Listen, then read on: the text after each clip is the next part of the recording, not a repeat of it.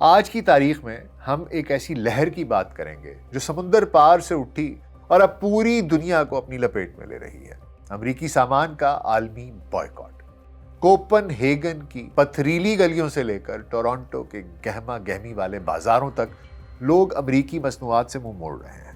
یہ کوئی اتفاق نہیں ہے، بلکہ صدر ڈونلڈ ٹرمپ کی جارحانہ تجارتی پالیسیوں اور ایلون مسک کے متنازع بیانات، ان کے متنازع کردار، ان سب کے اثر کے خلاف ایک چنگاری ہے جو اب شعلہ بن چکی ہے۔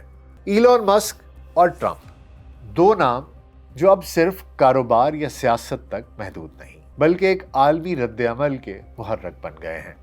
کینیڈا سے یورپ تک لوگ امریکی سامان کو الوداع کہہ رہے ہیں۔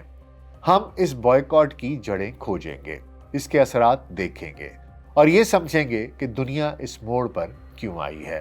امریکی شراب اور گاڑیاں دکانوں سے غائب ہو رہی ہیں اور ایک نیا پیغام بلند ہو رہا ہے۔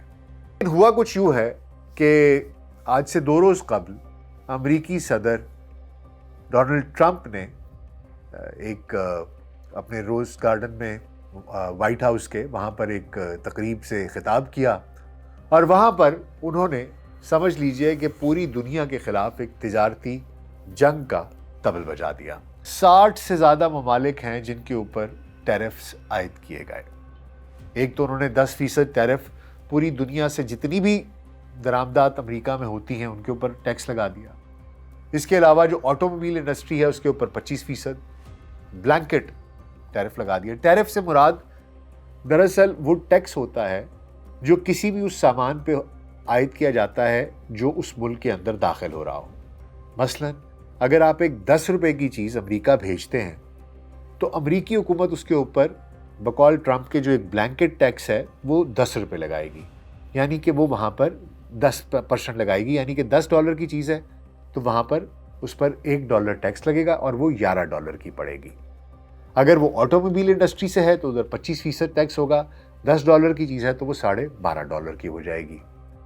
اب اس 10% اور 25% ٹیکس کے علاوہ جو 25% آٹو موبائل انڈسٹری پہ اور 10% اوورآل ہے بلینکٹ، اس کے علاوہ 60 ایسے ممالک ہیں جس میں کینیڈا، جس میں یورپی یونین، جس میں ہندوستان، جس میں چائنا، جس میں پورا یورپ، پاکستان، تمام علاقے، یہ تمام ممالک شامل ہیں، غریب سے غریب ممالک بھی شامل ہیں۔ ان سب کے ساتھ امریکہ نے ایک تجارتی جنگ چھیڑنے کا فیصلہ کر لیا ہے۔